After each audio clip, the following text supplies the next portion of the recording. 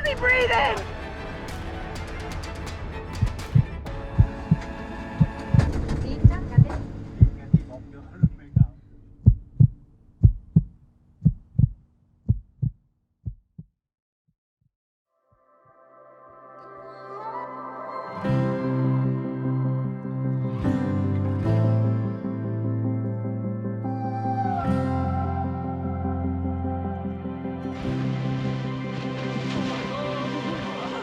Welcome to Thailand. I'm Rachel and this is Rob, and this is our floating home Javelo. We've been liveaboard sailors for the past 5 years, sailing with our sons Finn, Declan and Ivan around the world. Our eldest son Finn left the boat a few years back, but still likes to surprise us by dropping in periodically for a little R&R. Rachel! Jack, are you even going to say hi to Rachel? Jack? Oh my god! Oh my god!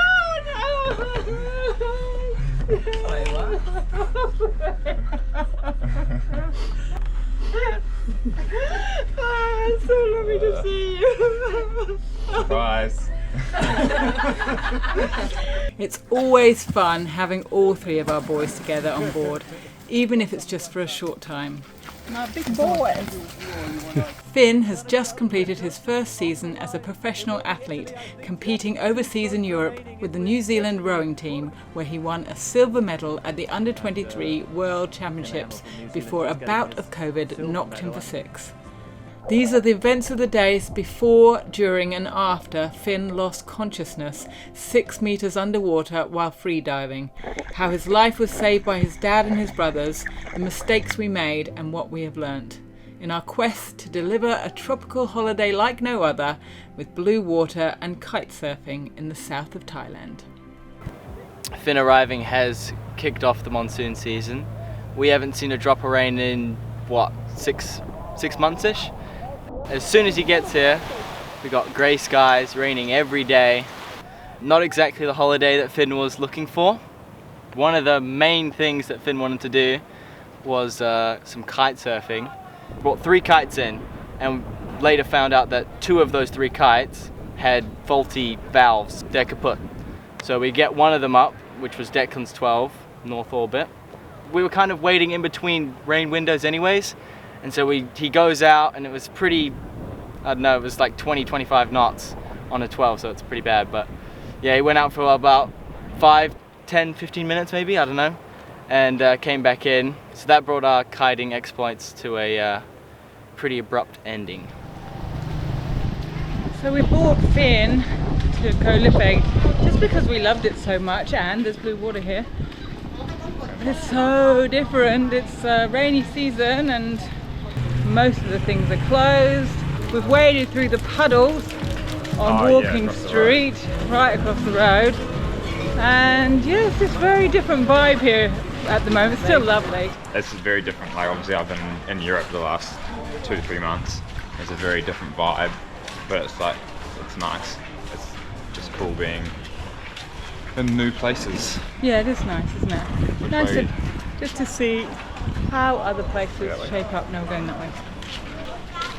So now we're going to go and see if we can get some fruit to take home, and also get some takeaways for dinner. Yum yum. One of the big things of why Finn came out here as well, he really wanted to go into some blue water and go diving and go snorkeling and all that. He just wanted to swim in some blue water. And so we took him up to Koh Rock, which we know has really nice water. Yeah, we arrived there late, around like 1 AM I think, on my shift. And I know that Ivan and Finn wanted to get up early and go freediving, but I was pretty tired. They came in and woke me up anyway, and I got up about half an hour after they were in the water.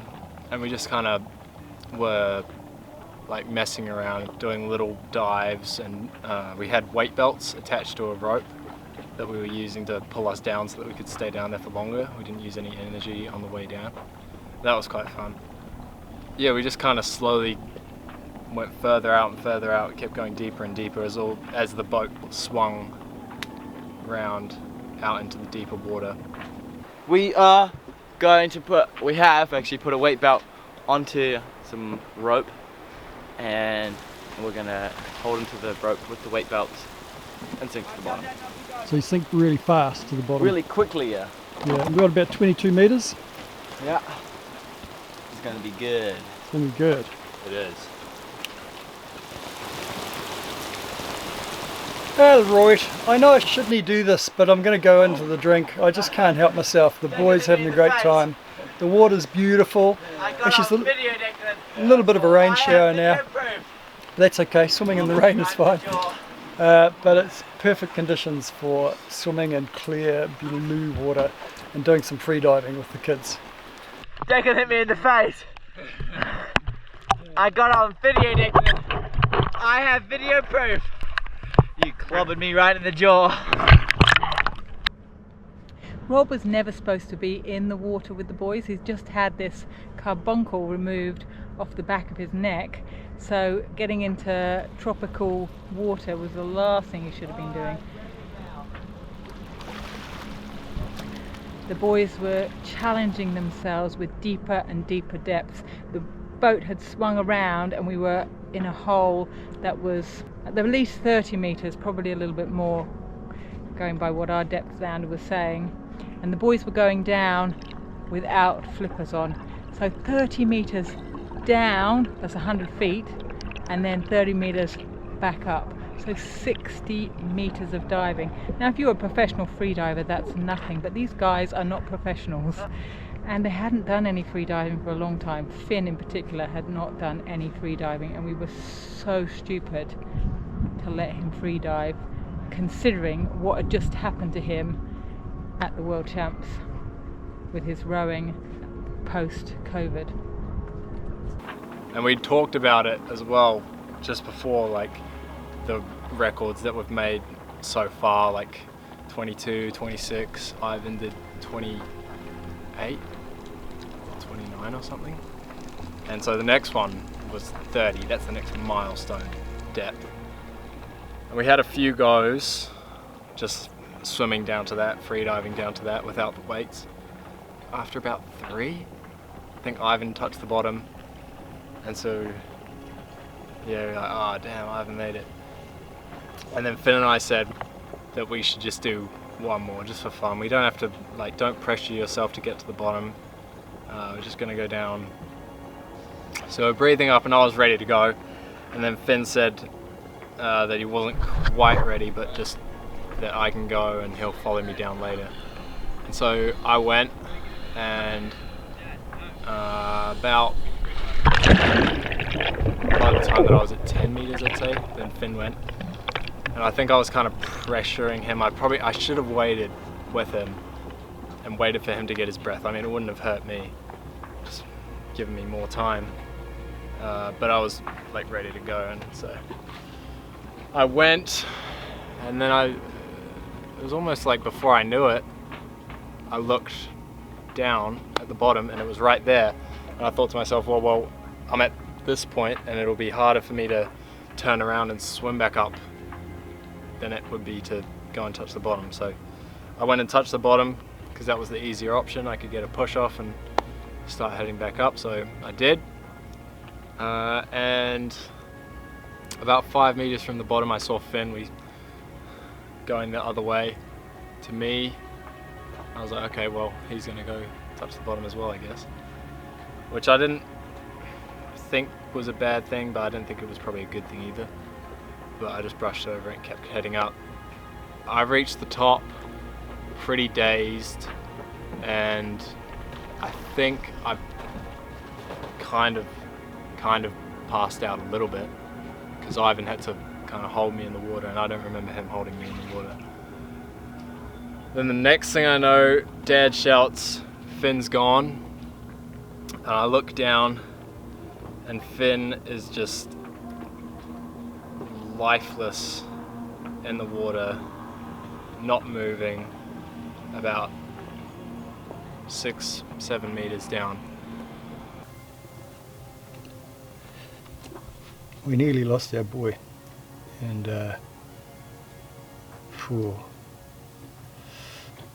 Jingoes, this has not started well. Okay, so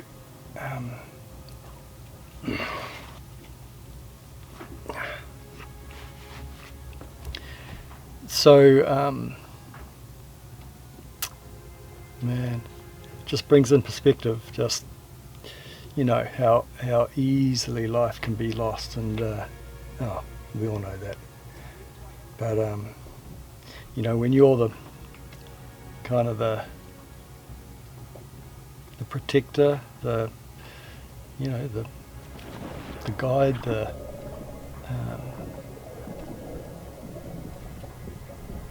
don't know, it could so easily have been avoided now when we look back. And look, I know this is how it always tends to be in reflection and hindsight, Captain Hindsight. But yeah, it's an interesting one to try and digest and process and come to some sort of oh bloody Nora, I let him dive. You know, the doctor at the New Zealand rowing team let him race. He should have pulled the pin, and I should have pulled the pin on letting him dive, or at the very least say, don't go beyond the weights, let's just go down together, have a bit of fun, and let's just do this. And I got there in time to see Declan push off the bottom, and then I watched Finn carry on down to the bottom and then turn around and and about to push. I didn't see him actually push off, but I knew he was pushing off, so I just turned and headed up myself. Got to the top, and Declan came up soon behind me, as I recall. We came up pretty much the same time, and he was gasping and didn't look too good. But my concern was for Finn, because I was initially watching Ivan look after Declan. I realised he was okay with Ivan, and I looked down, and here's starfish. And I called out, he's gone, and took off down for him. And I've got this image that's been recurring in my head the last 3 days. I just cannot get rid of it. And I came up to him,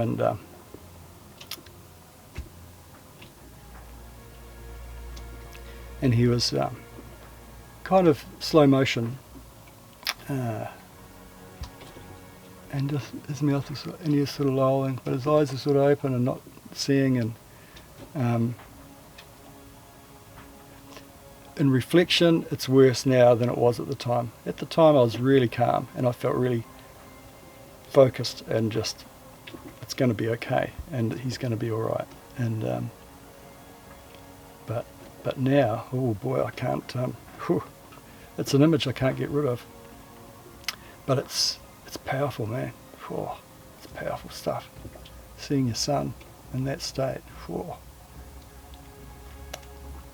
I grabbed him under the armpit, and boy, the immediate feeling was, whoa, he's heavy. That's a heavy load. Thankfully, I had my flippers on and started hauling up. Declan and Ivan followed suit, and we got him to the top. Declan, amazing. We'd seen this film, I forget the name of it, only a couple of weeks earlier, and they did talk about such resuscitation when they get to the top, but they also, which I didn't remember, didn't take it on board, that you should clamp their mouth shut when you bring the person to the surface. And that's what Declan did when he got there. And then he took over and gave him a couple of mouth to mouth. Gave his brother the love kiss, and the EMC to the rescue. Oh, the irony, eh? Yeah. And then when we got to the surface, I was feeling really calm. This is going to be okay. And Declan was really upset. You could hear him, come on, Finn, Finn, Finn, Finn. And I said, it's going to be okay. And, or something, words to that effect, it's all right. And then called Rachel to come and get him. We needed to get him to the boat as quickly as possible. He was gone, fully gone. And so we're kind of panicking. I start giving him mouth to mouth because I don't know what else to do really. And I just knew that probably getting some air into his lungs would be the best thing. I think I give him about 6 or 7 breaths, and eventually as we're slowly swimming him back to the boat, he starts breathing again, just gently. And then about 15 seconds after that, when we got him to the boat, he came round and yeah, he was fine. He just said, "What's going on?" or something like that. He said, I can't remember, he said, but I don't know, the way he said it was just so nonchalant. He just sounded confused, like, "What are you guys all doing?" because we were all crowded around him. And yeah, but that was very reassuring. It was a big load off all our minds to hear his voice and hear that he's not, you know, messed up. It's never been better to hear Finn's voice, oh my goodness. And he was okay, and he sounded like Finn. And we were just jubilant, and we were just crazy because we sat in the water then for another 2 or 3 minutes, everybody going over how they felt about it, and we were all just, you know, we just felt like we'd won a war, and everybody wanted to give their perspective. Go down, I get to Finn, Dad gets him before me, and I didn't realise Declan was actually behind me, and then so Dad starts pulling up and I go underneath Finn to like push him up, because they'd already got him by his neck, because we'd seen the free diving, if someone blacks out, you put their head up like that. Yeah. So I went underneath Finn and started like pushing him up, and I could see that Declan and Dad were like holding him up, so I was just trying to stay underneath him to give him some like buoyancy, yeah. And then Mum started yelling, "Ah!" And so I was like, "Mum," I was just, yeah. I tell you what, I felt very helpless. I was standing here, all I heard was Finn's gone, I see you all dive down, and then I see you bring him up and he's just like lifeless, and I'm like, "That's my son," and I'm screaming like, "No, no, no," because I was scared. I didn't want him to die. Yeah. And I didn't know what to do with that, so I thought screaming would help. But the nightmare was actually not over.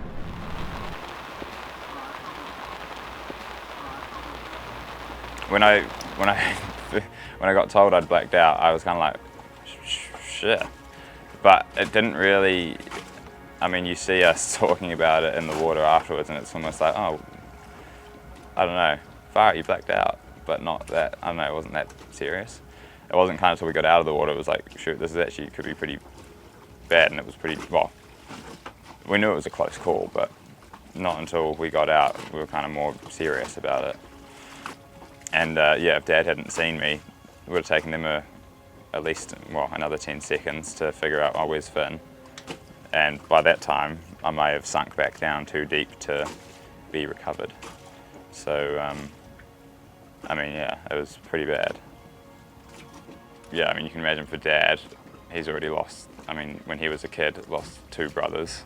And then imagine what he would have been like, seeing like, shit, lose a son. And then for, I guess he'd then know what it would feel like for Declan and Ivan to lose a brother. So, yeah, pretty lucky.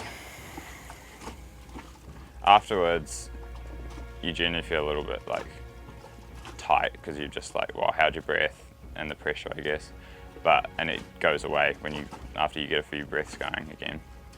But it kind of just stayed on, and then it kind of got worse. Well, after I got out of the water, it started to get worse, and I ended up having to breathe quite shallow because it was a bit painful, or uncomfortable anyway, to breathe in too deep. And then Mum's looking up like secondary drowning and all this other stuff, and that's kind of when it started to go, shoot, like, I mean, I could still die, even though I'm okay now. So it's, yeah, it was quite scary. Mum had a little listen to my lungs and couldn't hear air going to the bottom of the lung, I think, and we ended up putting out a pan call on the VHF. No response though. Pan, cruising Kiwis. We have a blackout diver, a free diver blacked out, one of our crew, recovered, but we are now seeking oxygen for potential medical emergency. You know what, on the island here, they have a ranger, they may have things like that. They'd have a first aid kit, they may have oxygen. Yeah. Yeah. Let's do that. You okay to get in the dinghy?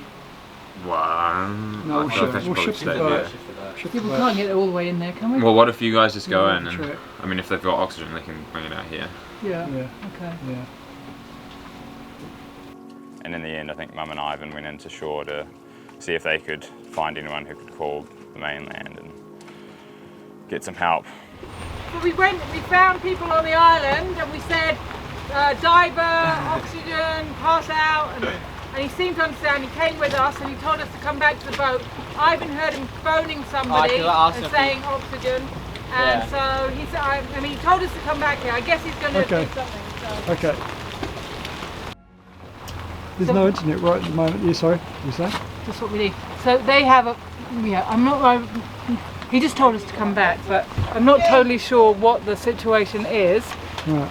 He has called somebody, he has said the word oxygen, I haven't heard, and maybe he's calling a dive boat, see if there's someone in the area, or they have got a faster dinghy than us. I think we need to look at getting him to the mainland, getting to a town, a clinic or somewhere, even if we have to go back to Koh Lipi, they've got a clinic there. We've got the weather with us. I mean, it says 24 hours. You've got 24 hours, so and just get it that's fully right. checked out. Maybe Koh Lipi's the answer. So or that. we phone if there's an. I just looked up an emergency number, see if we can get an emergency evacuation. Finn's insured. Oh, thank you, Finn. Because I was just thinking it's going to be expensive, but Finn's insured. Wahey! So he's just checking. So I've just come down to Finn's room. We've got 5 Thai park rangers up in the cockpit. So they've arranged for a boat to come out from Koh Lanta to come and pick up Finn and myself. I'm going to go with Finn. We were going to sail this boat there. They said no, just wait here. The boat will take us over, get him checked out and bring us back. So Rob and Declan and Ivan are going to stay here. Finn's got this tightness when he breathes and like he just can't get a breath in. And so if you have taken in any water, there is a secondary complication that you can have secondary drowning, which is water has got into your lungs and it causes inflammation and pulmonary edema, and you can just suffocate that way. You don't have to be underwater anymore. So this is what we're going to go and get checked out. They got in touch with the mainland and a boat ended up coming out. Not sure who. The guys who ended up coming out had Navy t-shirts on. They brought oxygen, which that helped a lot. Like after I put that on, it started to get easier to breathe. And they took us back to the mainland, to hospital.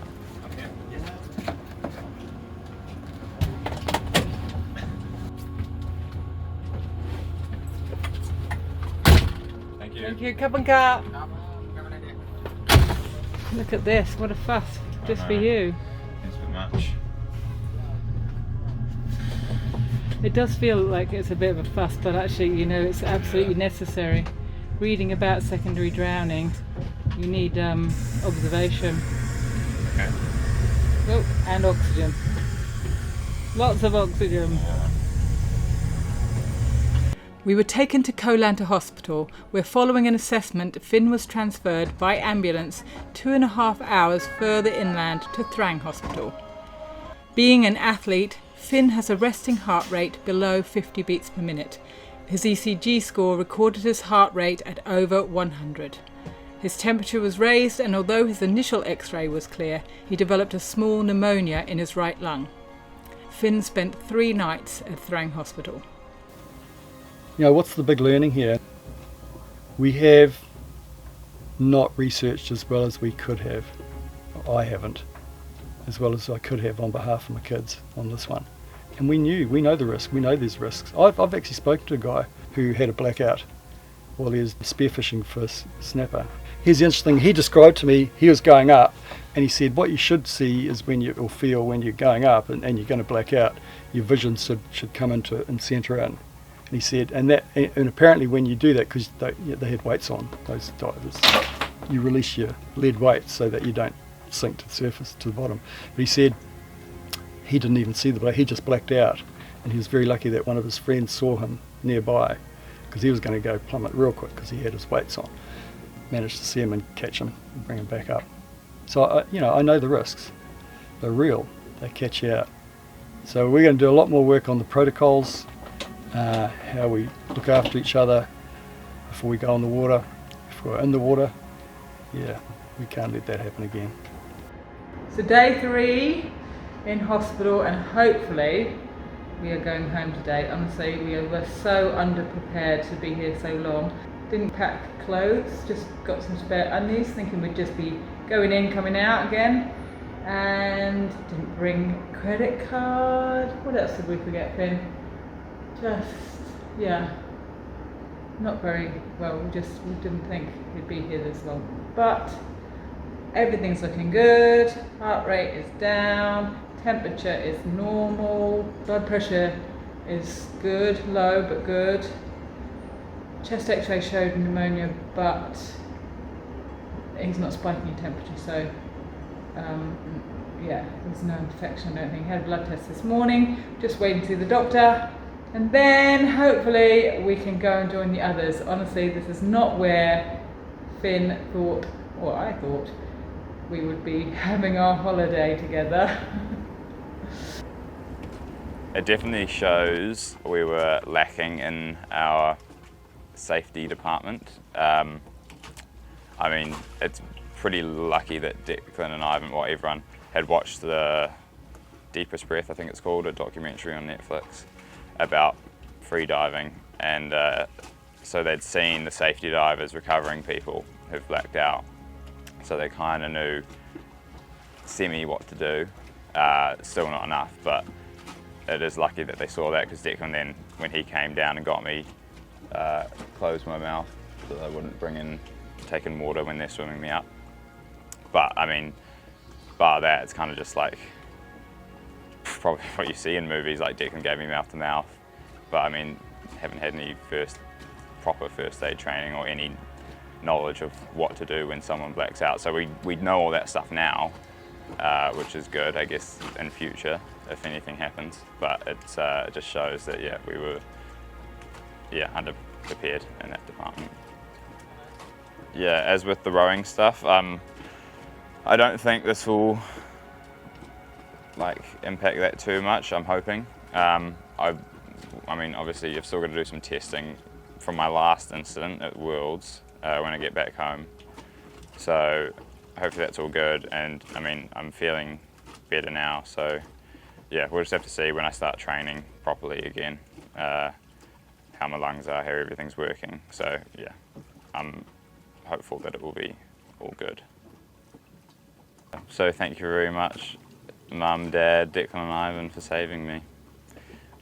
I would expect nothing less, but yeah, nonetheless, thank you.